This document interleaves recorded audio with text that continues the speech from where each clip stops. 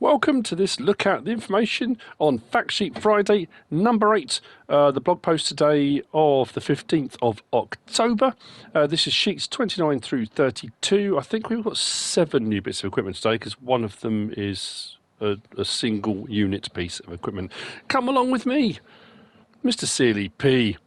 So let's get ourselves started. Most of it today is root crop stuff, apart from the last fact sheet, I think. But anyway, we've got the Grimmer Rexor 6300 Platinum. This is a sugar beet harvester. Now, I saw these, I think there's a potato harvester we're going to look at in a little while as well, at Agritechnica a couple of years ago. I did wonder at the time why we didn't have them in game. And I suppose because Agritechnica is showcasing the newer stuff out or coming out. So, and I suppose the game was already released at that point. So, 471,500 to buy, 653 horsepower, variable transmission, runs at 40 kilometers an hour, 24 miles per hour on the road, but obviously then harvesting, that will be a little bit less. 45 meters cubed, so 45,000 litre capacity on the tank. Pretty much, I think, what have we got at the moment? 35 and 45? Or 30 and 45. Anyway, 34.1 tonnes sugar beet harvester. Now, what it doesn't say is anything about the header on that. Obviously, there is a header on the front of that. It doesn't say width or anything. It looks maybe a 4 metre, 3 or 4 metres. Because I would think if it was attached, if it was part of the entire thing and not detachable, it would tell you on that what the actual width was for the pickup. A very nice looking piece of kit, new machinery, and then in the background, again, it's one of those pictures where it's kind of obscured. It's that alluding to that kind of, oh, look what we got. The Bergman RRW 500 auger wagon, 137,500, 300 horsepower required. It's a 50.7 meters cubed, so 50,700 litres. Fair old size. If you look at the picture closely, over the back you've got the auger, and it's not an auger pipe, it's an auger belt. Now this one, most auger wagons, as they stand at the moment, will do various crop types and they'll do seed and fertiliser. This one just says sugar beet. So it looks like this is a standalone sugar beet auger wagon designed specifically for this task. Again, very nice indeed. Looks like it's been pulled by a Fendt. Next up then, we've got more Grimmer gear. This is the Evo 290 potato harvester. It's trailed. You can just about see the cab of the tractor that's pulling it. This is 205,000, requires 200 horsepower, 10 cubic meters, so 10,000 litres. Pretty much the same, I think, as just the updated version of the trailed ones we've got in game at the moment, really. It's got a 1.8 metre pickup harvester section, weighs 12.5 tonnes. Now that was something. Who was talking about the other day about all the tonnage of the vehicles? That potentially for low loaders and things, there'll be limits to weights, and also even if your tractor has got the horsepower to run a piece of machinery, there may be a tonnage limit on your 3-point link, which means if the things you're towing are too heavy, it won't pull them. Something along those lines. I can't remember where I read that. This will harvest at 6 miles per hour and is a potato harvester. We have got our, it's like the Ivy now, isn't it? We have our prerequisite hot air balloon in the background.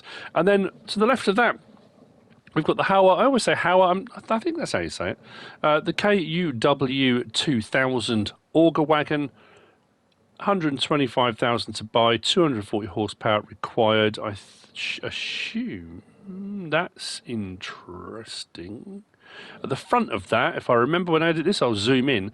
At the front of that, there's a very interesting looking belt system, which I'm assuming is attached to the auger wagon, but it could be an attachment on the back of the tractor that's pulling the trailer. It's difficult to tell from this picture, but the fact it's an auger wagon, that's where the auger pipe would be, I'm assuming.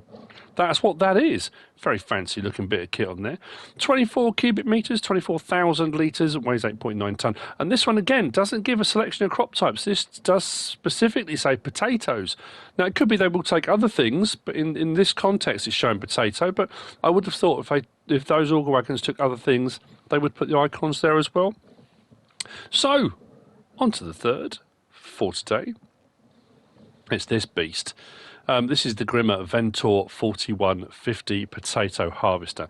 Now, this was very specifically one of the ones I saw at Agritechnica, and I just stood in absolute awe. It was huge and very space age looking. The sides angled out like an undercut, almost like an overhang on a cliff. It's just a fantastic looking piece of equipment.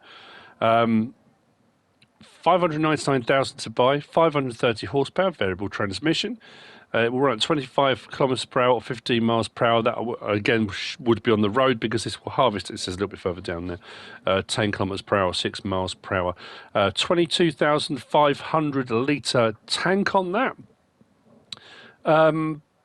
But what it doesn't say, now usually with these potato harvesters, the self-propelled potato harvesters, they have an attached, it's all in one header. It doesn't say what the width of the pickup is on that either. Again, it looks maybe, it's a big machine, so 3 meters, potentially 4 on that. It's difficult to tell, but it's going to be somewhere around there. But again, lovely looking bit of kit. Really do like that. Completely different design to the ones we've seen before, with these much wider open belt systems and the cab almost sitting on a bridge over those 2 wide belts to bring all the potatoes up. Lovely. Which brings us on to the last of the sheets for today, and it's this one. We have got a New Holland T9 series, the Smart Track version. We did have a modded one of these recently. I say recently, probably a while ago now. 419,000. This will range from 517 up to 682 horsepower, variable transmission and power shift, 30 kilometers per hour or 18 miles per hour, 22.1 tons. Now, I also recall when I was watching the Farm Sim show with DJ Goham and Clutch, they were talking about some of the mods and these fact sheets, that a lot of the tractors seem to have a very low top speed.